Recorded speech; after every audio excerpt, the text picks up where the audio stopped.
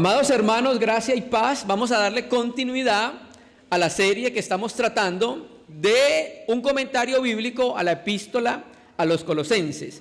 Recapitulemos muy breve la reunión anterior. En la reunión anterior mostramos a Jesucristo. Pablo lo mostraba como el creador de todas las cosas, de lo visible y lo invisible. Lo mostraba como la imagen del Dios invisible. Si hay alguien que puede representar completamente cómo es Dios, es Dios. En este caso, el que puede representar plenamente cómo es el Padre es ¿quién? Su Hijo, que es Dios, el unigénito Dios, ¿cierto? Entonces mostramos que Él es la imagen del Dios invisible, mostramos que es el primogénito de toda creación, quiere decir que Él tiene la primacía, la cabeza y la autoridad de toda la creación, porque el verso 16 lo dice, porque en Él fueron creadas todas las cosas, ¿listo? Las visibles y la invisible. También vimos que Él es la cabeza de la iglesia, que es la nueva creación y es el primogénito de entre los muertos. Y explicamos que la Biblia cuando dice primogénito entre los muertos quiere decir que es el primero en resucitar en gloria, es el primero de la nueva creación. Cristo es el primero en resurrección de la nueva raza que va a existir en los nuevos cielos y en la nueva tierra. Y Él es el primero y es la cabeza de esa nueva raza que es ¿quién? La iglesia. ¿Listo? Y mostramos entonces, terminamos por ver que a la deidad le agradó habitar en Él, toda la plenitud de la deidad agradó habitar en Él. Y sigue el verso 19 el verso 20 para empalmar, dice, y por medio de Él reconciliar consigo todas las cosas, así las que están en la tierra como las que están en los cielos, haciendo la paz mediante la sangre de su cruz. Entonces, en el verso 19, la plenitud hizo una elección. ¿Cuál? Habitar en Cristo. ¿Para qué? Verso 20, para reconciliar todas las cosas. Entonces lo que vamos a ver hoy, que el libro de Efesios nos va a mostrar, es que Cristo como el reconciliador universal, ya no lo mostró como el creador, ya no lo mostró como la imagen de Dios. Ahora nos va a mostrar que el que es la imagen de Dios, que el que es el creador de todas las cosas, se tomó la tarea de reconciliar al hombre y a la creación con Él, hermanos. Dios no tenía necesidad de hacerse carne, el Hijo de Dios, para reconciliarnos con Él. Su ser trinitario es suficiente en sí mismo. La comunión eterna en el seno de la deidad ha sido complaciente para ellos mismos. No necesitaban de nada ni de nadie. Pero Dios ha amado tanto su creación y al hombre que mandó a su Hijo, lo envió a la tierra para que muriera por nuestros pecados y reconciliarnos a nosotros. Y no solamente a nosotros, hacer una reconciliación con todo lo que Él mismo había creado, amados hermanos. Y si usted ve, el versículo 20 empieza con una I. Esa I es una conjunción de continuidad. ¿Listo? Entonces, el Hijo de Dios se encarnó. El Creador se encarnó. El que tiene toda la preeminencia se encarnó. El que es la imagen del Dios invisible se encarnó. ¿Para qué? Dice el texto ahí, para reconciliar. O sea, que en la eternidad, ¿por qué hablamos así? Porque hay un versículo muy fuerte en Juan 17, cuando el Señor Jesucristo ora en su oración sacerdotal y dice, Padre, todo lo que me diste, lo he hecho. Toda la obra que me encomendaste, la he hecho. Quiere decir que en la eternidad hubo un consenso de entregar al Hijo una obra. ¿Cuál era esa obra? De salvar al hombre perdido. Y el Señor viene en su encarnación, salva a los hombres y le dice, Padre, todo lo que me encomendaste lo he hecho, ¿cierto? Entonces vemos nosotros que Cristo es el agente suficiente y escogido para la obra de reconciliación, amados hermanos. Y es muy importante que entendamos, porque en esta porción que vamos a leer, las palabras principales son reconciliación. Reconciliación del versículo 20, ya lo vemos acá, y reconciliación del versículo 21. Por eso dejamos el versículo 20 para este compartir, porque va a hablar dos aspectos de la reconciliación. La palabra griega para reconciliación es la palabra apokatalaxis. Esta palabra significa reconciliar completamente. Cuando usted escucha reconciliar, ¿qué cree que sucedió? Pues que hubo una enemistad, ¿cierto? Hubo algo que hizo que dos partes se enemistaran y se alejaran. Pero sucedió algo que hizo que los reconciliara. Entonces ya entendemos nosotros que hubo algo que nos separó y nos enemistó de Dios. ¿Sabe qué fue? Pecado. El pecado hizo una grande separación entre el Dios Santo y nosotros, hermanos amados. ¿Listo? Este verbo significa cambiar de una condición a otra, de modo que se elimine toda enemistad y no quede impedimento alguno para la unidad y para la paz. Entonces, el hombre es reconciliado con Dios cuando el verbo de Dios viene a la tierra, se hace hombre y hace una obra. ¿Cuál? La obra de la cruz. Pero me llama la atención, verso 20, y por medio de él reconciliar consigo. ¿Sí ve esa palabra consigo? Quiere decir entonces que esa palabra significa hacia sí mismo o con miras a sí mismo. Mire lo que hizo Dios por nosotros, hermano. Mire la grandeza de nuestro Dios. Aparte de que es el creador de las millones de galaxias, de los millones de universos que existen, de los millones de planetas y las múltiples vidas, aparte de ser el creador de todas las cosas, de todo lo que existe, cuando vio que la creación que él hizo cayó en pecado, y recuerde que lo que dice la escritura en Génesis 3, la escritura dice muy claramente que Adán le dice, maldita será la tierra por tu causa. Y Romanos capítulo 5 dice muy claramente que el pecado entró al mundo, la muerte entró al mundo, ¿por quién? Por un hombre, por Adán. ¿Listo? Pero mire, Dios pudo haber dejado la creación así, pero no. Dios hizo algo para restaurar todas las cosas para con Él mismo. O sea, nosotros deberíamos haber hecho algo para restaurar la relación con Dios, pero ¿sabe? El hombre no podía. Y eso es lo que enseña la religión. Por eso nosotros no creemos en la religión. Porque la palabra religión viene del latín religar, que significa volver a unir. Entonces las religiones lo que hacen es que tratan de volver a unir al hombre con Dios. Pero el hombre no puede. ¿Por qué? Porque el hombre está muerto en delitos y en pecados. El hombre no tiene la capacidad de volver a unirse con Dios. Pero no sé, pero algunos enseñan que si usted hace ciertas obras, pues tiene las puertas del cielo abiertas, ¿cierto? Si usted coge un edificio donde hay muchos pobres y les da mucha comida, entonces el cielo se va a abrir para usted, y cuando llega al cielo está San Pedro allá abriéndole las puertas de par en par para que entre. Falso. Ojo, no estamos diciendo que no debe haber buenas obras. Sí, fuimos hechos para buenas obras. Ojo, pero el cielo no se abre con buenas obras, estamos hablando metafóricamente, porque nuestro final destino es el nuevo cielo y nueva tierra. O sea, nosotros vamos a estar ubicados en un área geográfica, donde vamos a ocupar un espacio, donde va a haber materia. Entonces estamos hablando metafóricamente. El cielo San Pedro no lo abre con las buenas obras. El cielo lo abrió Jesucristo con su obra. Y todo aquel que cree en Él, entonces el cielo se le abre. Metafóricamente, ¿cierto?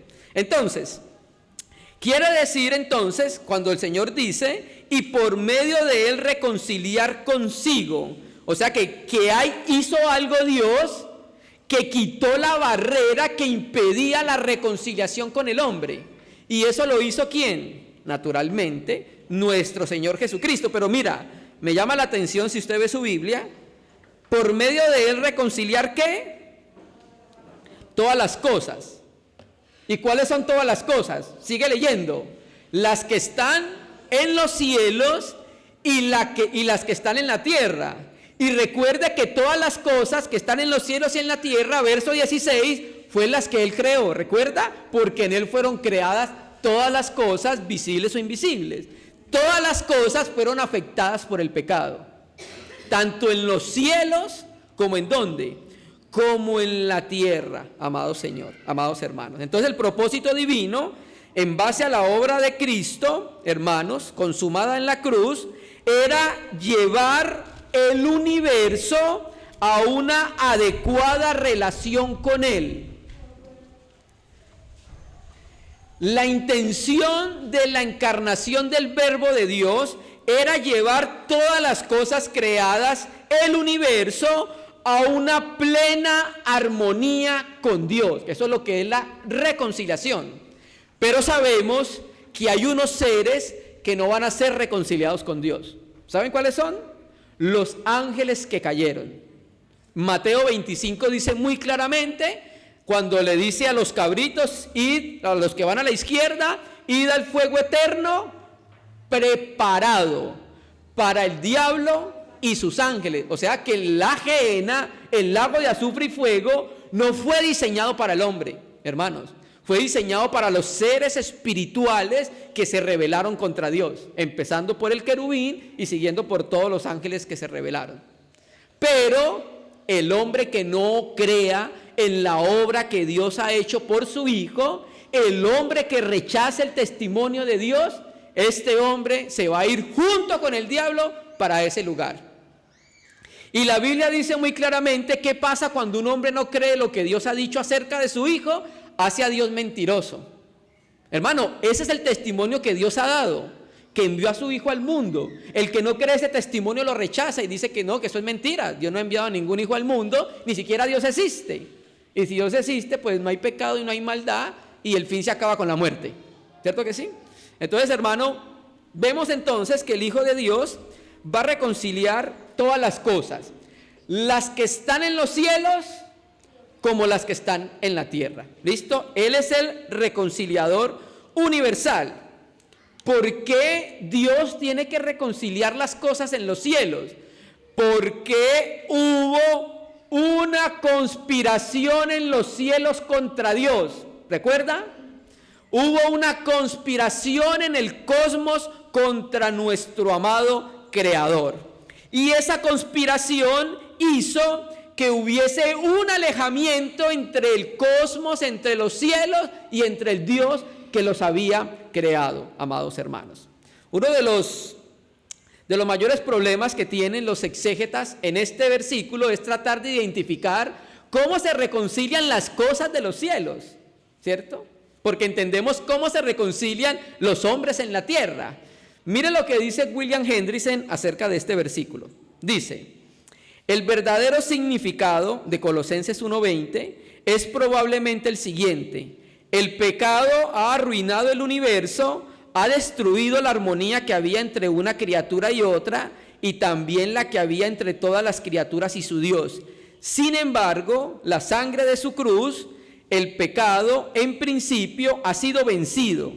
Las demandas de la ley han sido satisfechas y su maldición ha sido sufrida. Romanos 3:25, Gálatas 3:3.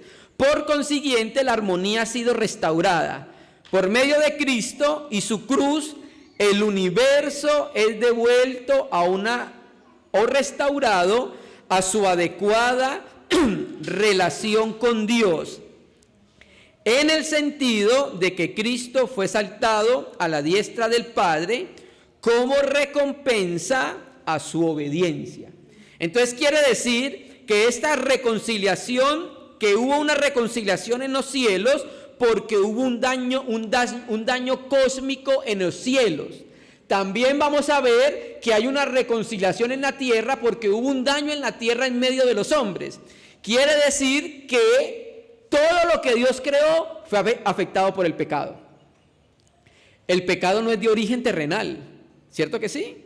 El pecado es de origen celestial. ¿Por qué lo decimos así? Porque el pecado en el universo, cuando Dios creó todo, no existía.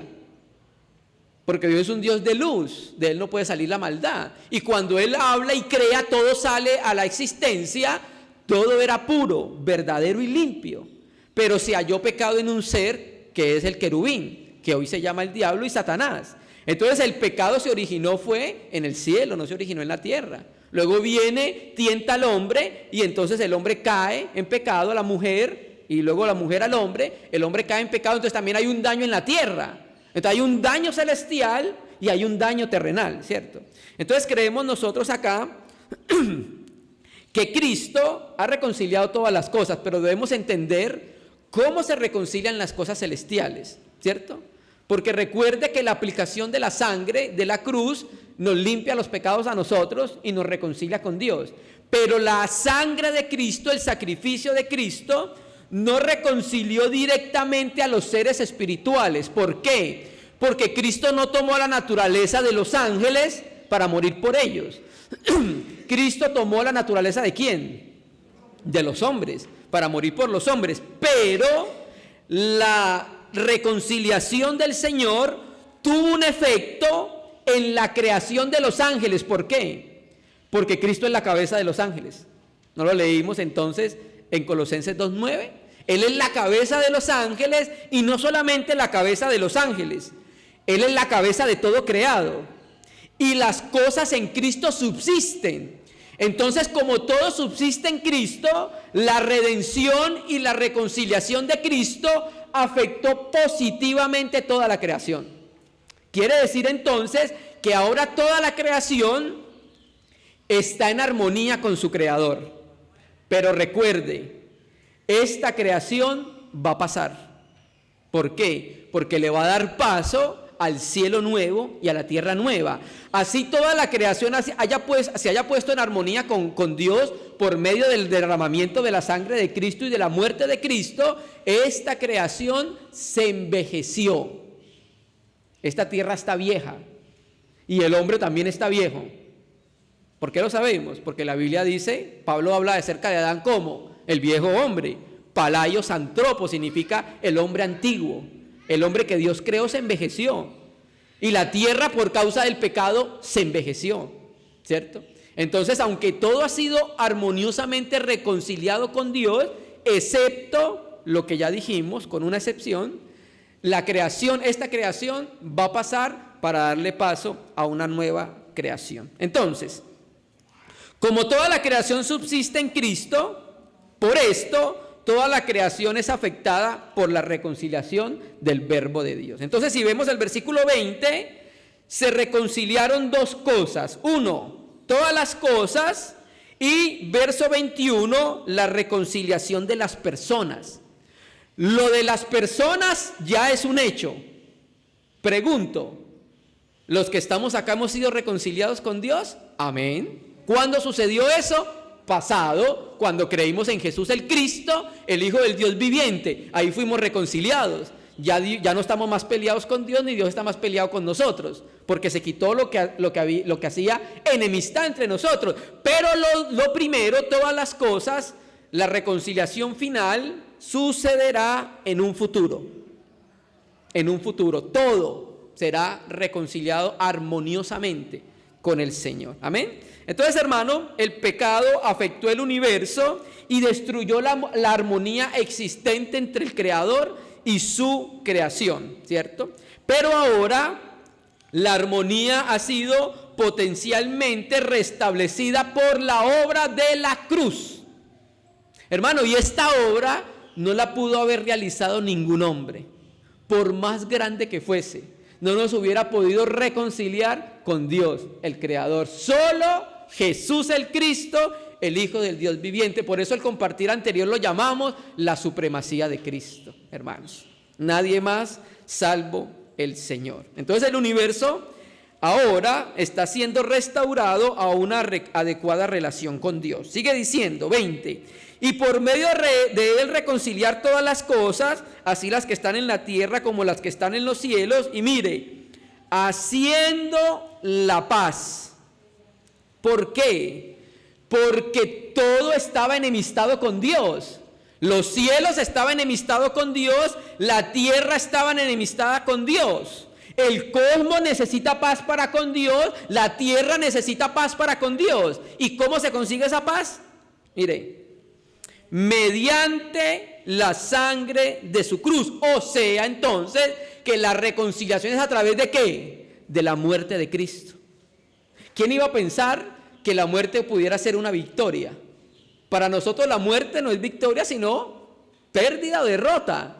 Pero la muerte para Dios es victoria, porque el mayor triunfo de nuestro Señor Jesucristo fue en la cruz, en la muerte. Qué contradicción, ¿cierto? Las matemáticas de Dios son diferentes. Entonces, cuando dice mediante la sangre de su cruz, se refiere a la muerte de Cristo en la cruz como sacrificio sustitutivo por nuestros pecados. Verso 22, verso 21. Y a vosotros también, primero debemos entender que le está escribiendo ¿a quién? A los colosenses. Entonces quiere decir que esto que Pablo va a decir se va a referir primeramente a los colosenses. Y a vosotros también, que erais en otro tiempo extraños y enemigos en vuestra mente, haciendo malas obras. Entonces ya hablamos de la rebelión de Adán, produjo un daño terrenal. Cristo reconcilió a los hombres y a los colosenses, pero el Señor Pablo le dice: ustedes recuerdan que antes ustedes también estaban enemistados con Dios, tanto todas las cosas en los cielos como en la tierra. Ustedes también estaban enemistados y eran enemigos de Dios. Y entonces la reconciliación obrada por Cristo en la cruz alcanzó a los colosenses, y no solamente a los colosenses, a nosotros y a todos los creyentes de todos los tiempos, hermano. Pero tenemos que decir que esa reconciliación es efectiva, ojo, cuando la persona cree. Cristo murió por la humanidad. Cristo no murió por los hombres individualmente, sino por la humanidad. Y reconcilió a todos, pero ¿cuándo tiene aplicación la reconciliación? Cuando la persona se le predica el mensaje del Evangelio, cree en el mensaje del Evangelio, entonces ahora sucede que hay uno más reconciliado con Dios. Ya uno más salió de esa condición de enemistad que tenía con Dios y ahora es colocado en una posición de amistad con Dios, ¿cierto? Y entonces antes los colosenses y nosotros éramos en otros tiempos extraños. O sea, nosotros cuando en nuestra casa y llega una persona a nuestra casa, nosotros solemos decir que no conocemos, llegó un extraño, porque no es conocido en la casa. Quiere decir que nosotros éramos extraños a la casa de Dios. Nadie nos conocía en la casa de Dios, ¿cierto? Éramos extraños y extranjeros para el reino de los cielos. Y también los colosenses, ¿cierto? Y cuando dice acá que éramos extraños haciendo malas obras, quiere decir que el hombre que no es regenerado tiene su mente contra Dios, amados hermanos, ¿cierto? Y ese hombre no regenerado que tiene su mente contra Dios, hay una manera de evidenciar que el hombre no es regenerado. ¿Sabe cómo? Ahí lo dice la Biblia. O sea, hay una evidencia. ¿Sabe cuál? Haciendo malas obras. O sea, las malas obras son una evidencia de lo que la persona piensa. La manera de pensar nos va a llevar a actuar. Entonces, ¿por qué hacían malas obras? Porque tenían una mente entenebrecida, porque tenían una mente en pecado, ¿cierto? Porque tenían una mente la cual eran enemigos de Dios. Entonces, esas malas obras son una evidencia de que la persona no es regenerada. Y entonces aquí dice que las maldades eran el modo de vida propio del que no ha sido regenerado. Usted no puede esperar que un buen árbol dé fruto buenos. No, un mal árbol, no podemos esperar que un mal árbol dé un fruto bueno. Lo que debemos esperar es que un mal árbol dé malos frutos. ¿Por qué? Por la raíz, ¿cierto? Entonces lo mismo sucede con el que es enemigo de Dios. En su mente se va a evidenciar por sus malas obras, porque es la experiencia propia de vida que puede tener. No puede tener otro tipo de vida. Nosotros no podemos pedirle a un no regenerado que adore a Dios, que ame a Dios. ¿Por qué? Porque no ha sido regenerado, no ha sido reconciliado. Entonces su modo de vida propio, natural, ¿cuál va a ser? Malas obras. Esa va a ser su experiencia de vida normal. Pasa lo contrario con el cristiano. Como el cristiano ya es regenerado, ya ha sido salvado, ahora poseedor de la mente de Cristo, se espera que el cristiano sí camine y exprese buenas obras. ¿Por qué? Porque de acuerdo al árbol se conoce el fruto, hermanos. ¿Cierto que sí? Listo.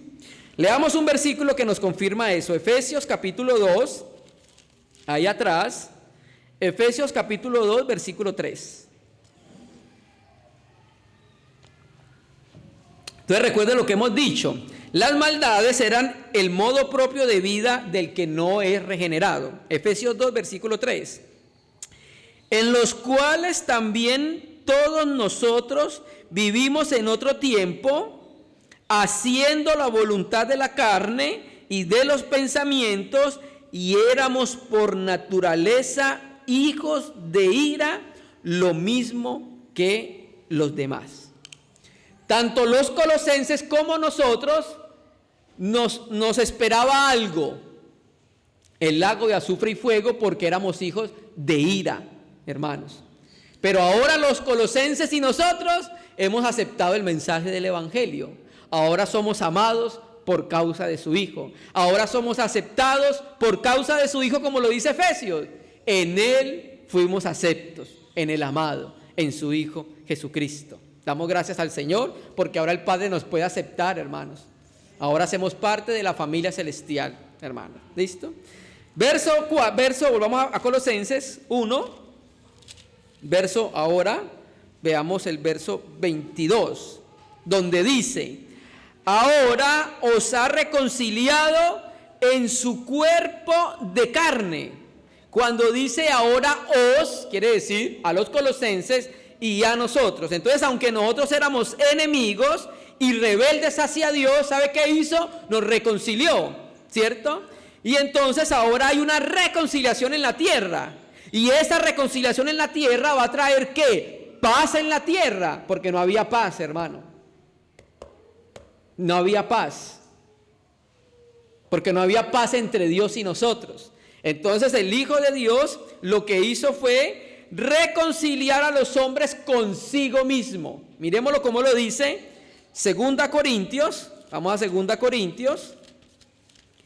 Rápidamente, 2 Corintios capítulo 5, verso 18. Mire cómo lo dice nuevamente Pablo en otras palabras. 2 Corintios 5, versículo 18. Amén, dice: y todo esto proviene de Dios, ojo, quien nos reconcilió consigo mismo por Cristo y nos dio el ministerio de la reconciliación. Hermanos, si hay un ministerio común al cuerpo de Cristo, ¿es cuál? El ministerio de la reconciliación. No todos son maestros, ¿cierto que no? No todos son apóstoles, ¿cierto que no? No todos son profetas, eso lo dice muy claramente 1 Corintios 12. Y también Efesios 4 dice que son los ministerios dados al cuerpo de Cristo. O sea que si esta hermana tiene un ministerio, este hermano no lo tiene igualmente, sino que tiene otro. Pero sí hay un ministerio común a todo el cuerpo. ¿Cuál? El ministerio de la reconciliación. Nos lo dio a todos. ¿Por qué? Porque nosotros sabemos por experiencia qué es ser reconciliados. Si hay alguien que sabe que es la reconciliación, somos nosotros, no los ángeles. ¿No es que ellos no fueron reconciliados como nosotros? Tuvieron un tipo de reconciliación, ¿cierto? Porque el pecado afectó los cielos, pero no los ángeles caídos, los ángeles que están en el cielo de Dios, porque el pecado afectó todo. Entonces hubo una reconciliación, una armonía de la creación para con Dios. Pero los que sabemos que es la reconciliación somos nosotros, que fueron perdonados nuestros pecados. Entonces, cuando nosotros vamos a llevar el ministerio de la reconciliación, vamos a hablar de algo que es nuestra propia experiencia. No vamos a hablar de cosas de la Biblia que no es nuestra experiencia. Por eso el ministerio de la reconciliación lo tienen todos los cristianos, porque todos fuimos reconciliados y todos sabemos qué es eso en experiencia, hermanos. Entonces, por eso dice acá Pablo que nos encargó el ministerio de la reconciliación. ¿Cuál era? Que Dios estaba en Cristo reconciliando al mundo, no tomándole en cuenta a los hombres sus pecados, y nos encargó a nosotros la palabra de la reconciliación. ¿Qué significa que no le tomaba en cuenta a los hombres sus pecados? Quiere decir que él no tuvo en cuenta que el hombre es un ser pecaminoso, sin embargo envió a su Hijo a morir por nuestros pecados, ¿cierto? Porque donde hubiera tenido en cuenta nuestros pecados, pues nos morimos en ellos, ¿cierto? Pero el Señor nos miró y nos consideró.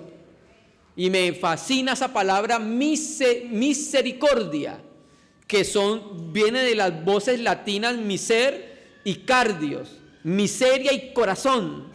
Quiere decir que cuando Dios vio nuestra miseria, se movió en su corazón por nosotros, hermanos.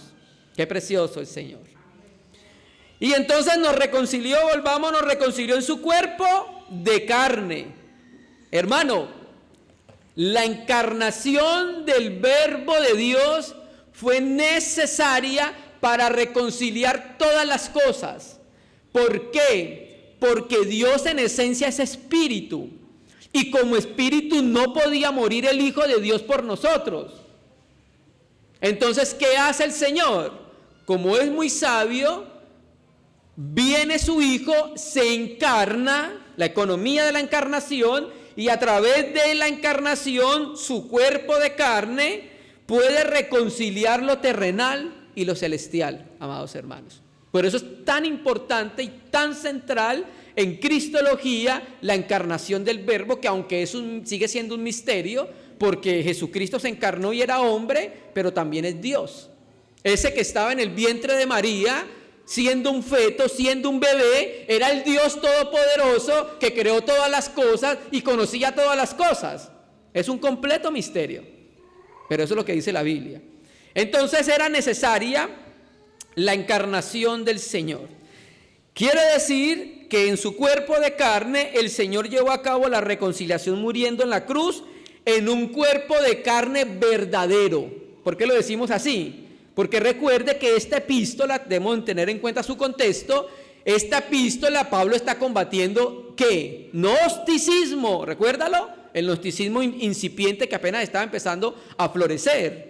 ¿Y qué decía una rama del gnosticismo? Por ejemplo, los docetas decían, no, el que murió en la cruz no fue Cristo, sino que fue una apariencia, como un espíritu. Eso decían los docetas. Viene la palabra griega dokeo, que significa apariencia. Entonces Pablo dice, no, el que murió en la cruz murió con un cuerpo de carne y no aparente. Y Juan el apóstol también combate a los gnósticos en su primera epístola, cuando dice, este Jesucristo no vino solamente mediante agua, porque ellos decían, no, el Cristo cósmico, el león, vino al Señor Jesús en el momento del bautizo y lo abandonó en el momento de la crucifixión. Y Juan dice, no, este no es el Cristo de la Biblia.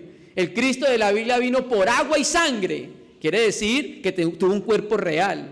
Entonces Pablo está atacando el gnosticismo y diciendo, él vino en un verdadero cuerpo humano para morir por nosotros. También los gnósticos decían que la materia es mala, el espíritu es bueno, la materia es mala, el espíritu no puede estar con la materia. Y aquí está Pablo mostrándole que el Verbo se encarnó, tomó materia, tomó forma de hombre. Mire cómo lo dice el escritor a los Hebreos capítulo 2, versículo 6.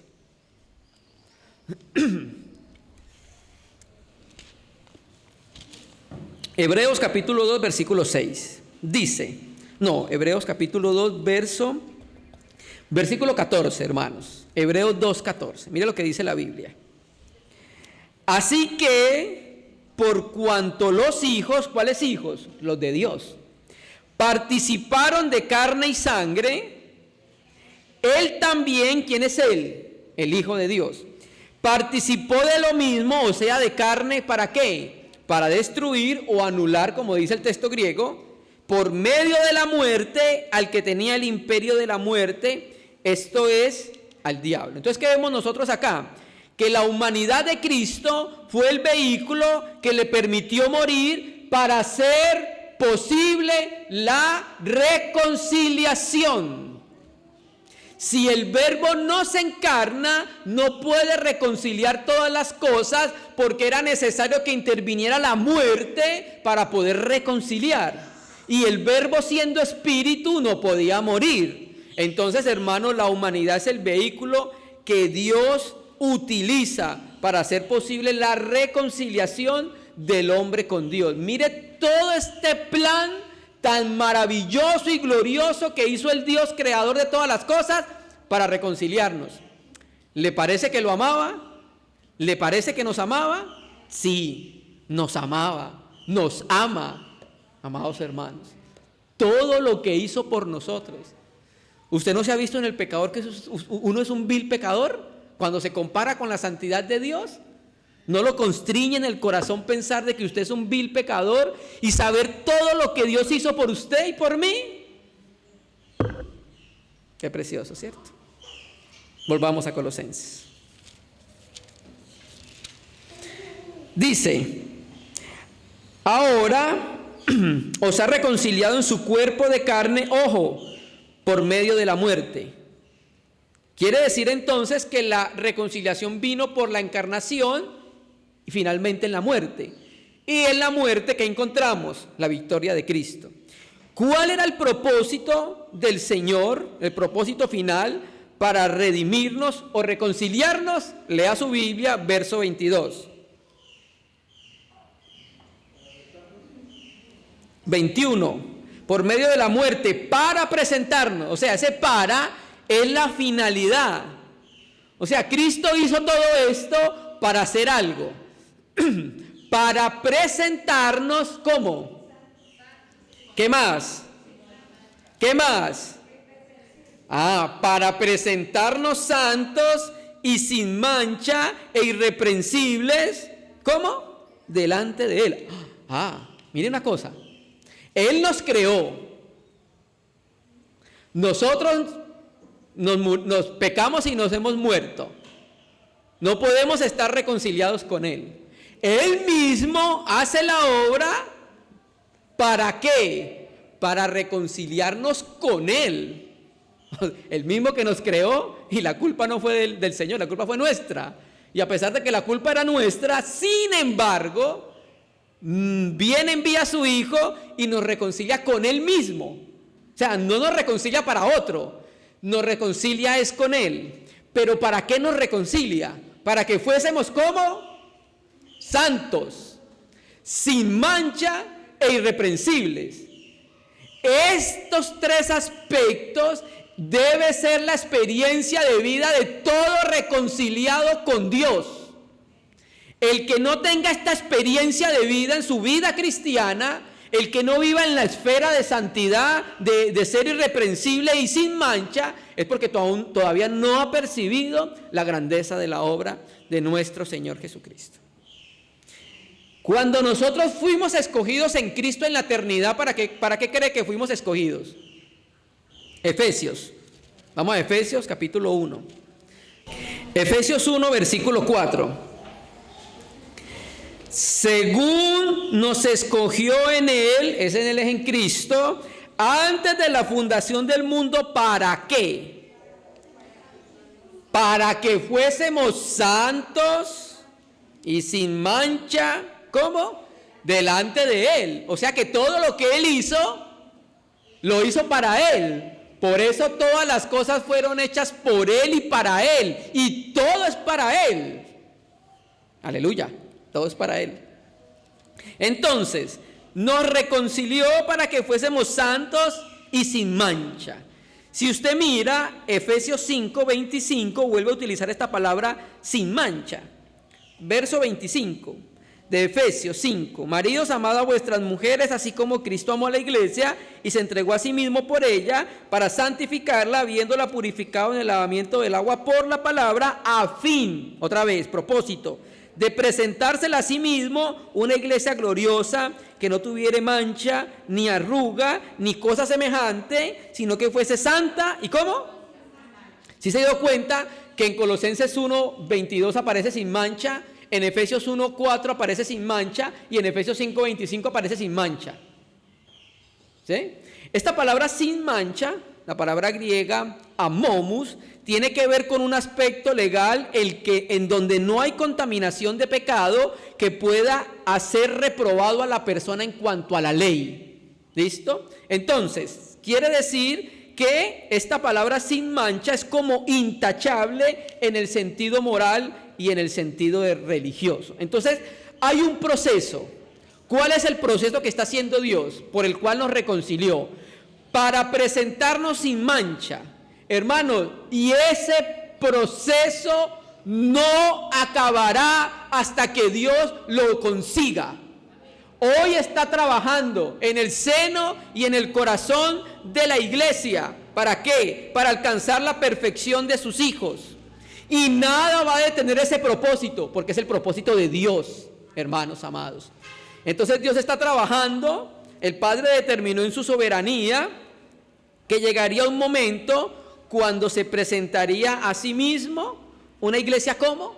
Gloriosa, sin mancha, irreprensible delante de Él. Pero no es solamente un aspecto escatológico que mira hacia el futuro, también tiene un aspecto en el presente, hermano. Recuerda cuando nosotros estuvimos compartiendo un tiempo donde hablamos de que Dios en 1 Corintios habla a los santificados en Cristo, llamados a ser santos. Mostramos nosotros que esa palabra santificados estaba en pasivo. En pasivo quiere decir que alguien hizo la obra.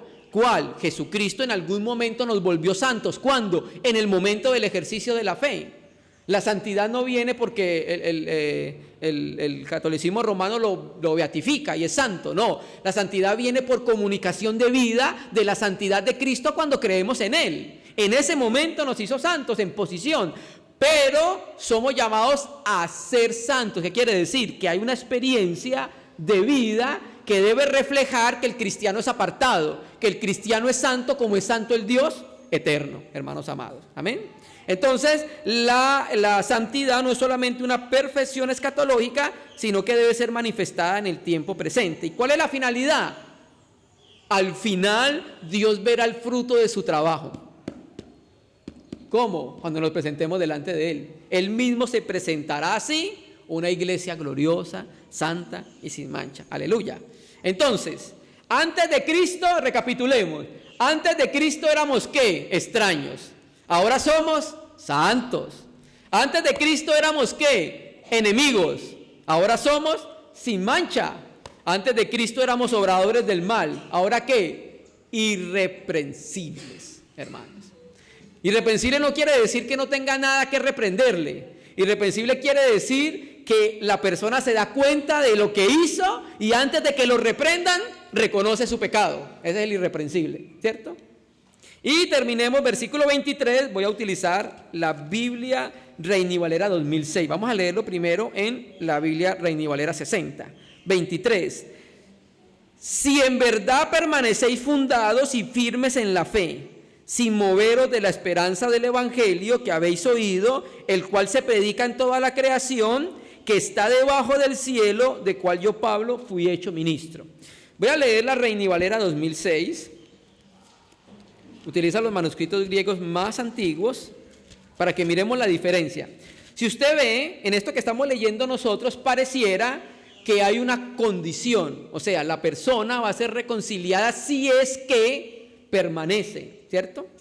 Voy a leerlo, 23 de la Biblia Reina y Valera 2006, dice: por cuanto permanecéis fundados y firmes en la fe.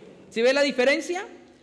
En la Reina y Valera 60 dice, si en verdad permanecéis fundados, pero la Biblia Reina y Valera 2006 dice, por cuanto permanecéis. Hay una gran diferencia.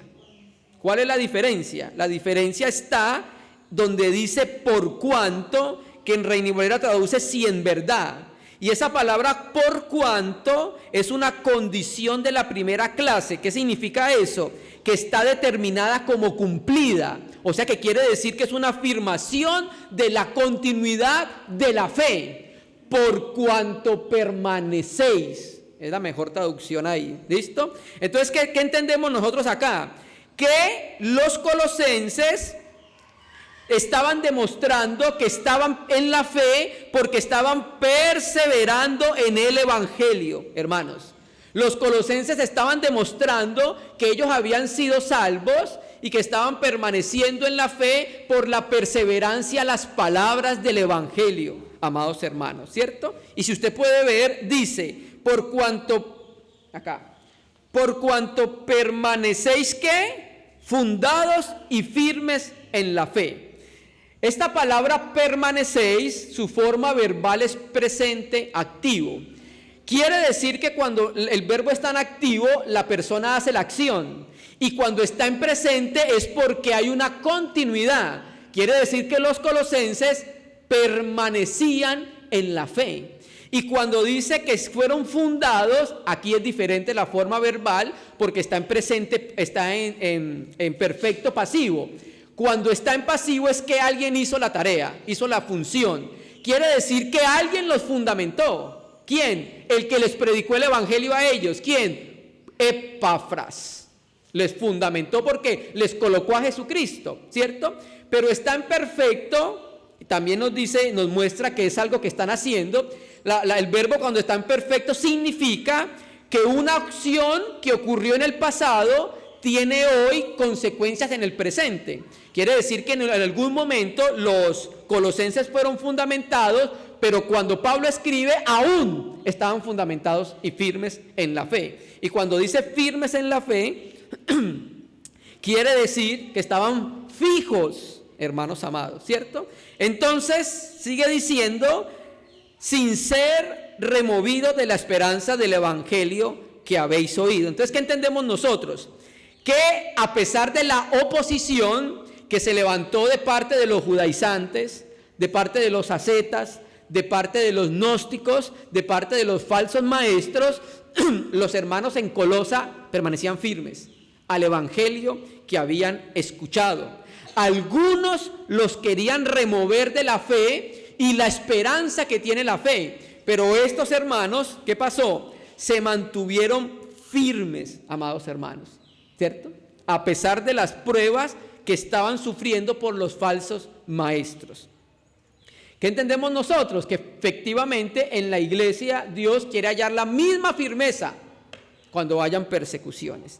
Sin ser removidos de la esperanza del evangelio que habéis oído. Recuerda que en el versículo 5 del capítulo 1, Pablo dice que ellos oyeron el mensaje del evangelio. De este evangelio, yo, Pablo, llegué a ser ministro. Esa palabra ministro en el griego es diácono. Quiere decir que Pablo era un servidor del evangelio.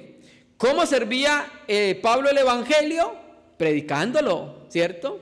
Entonces vemos nosotros que aquí, del cual ha sido predicado en toda la creación debajo del cielo, de este evangelio yo, Pablo, llegué a ser ministro. Entonces, si usted mira el verso 25, dice que Pablo es ministro. Pero hay una diferencia entre el verso 23 y el 25. En el verso 23, Pablo es ministro para toda la creación. Sí, mírelo en su Biblia. De este evangelio llegué yo a ser ministro, que ha sido predicado en toda la creación debajo del cielo. Pero en el versículo 25 es ministro ¿para quién? Para la iglesia. Pablo es ministro para el mundo entero, para el evangelio universal, pero también Dios lo dio como ministro y servidor ¿para quién? Para las asambleas, hermano, para la iglesia, ¿cierto? Entonces Pablo llegó a ser ministro, servidor de este evangelio que ha sido predicado en toda la creación debajo del cielo. Ojo, cuando Pablo dice de toda la creación debajo del cielo, no se está refiriendo en su momento cuando escribe a todo el mundo. Se está refiriendo a todo el mundo conocido en su tiempo que estaba dominado por el imperio romano. ¿Y por qué en todo el mundo se había predicado el evangelio? Terminemos con Mateo 28, 19. Mateo 28, versículo 19, un texto muy conocido. Mateo 28, 19. Dice, Vamos a leer del 18. Y Jesús se acercó y les habló diciendo: toda potestad me es dada en el cielo y en la tierra. Por tanto, o sea, por cuanto tengo toda autoridad, por tanto, id y haced discípulos ¿a dónde? A todas las naciones. Entonces este evangelio ha sido predicado a todas las naciones, hermanos. A todas las naciones habitadas, los apóstoles, los hermanos estaban llevando la palabra del Señor. Y de ese evangelio Pablo llegó a ser ministro universal para toda criatura, y Pablo llegó a ser ministro en la asamblea, hermano.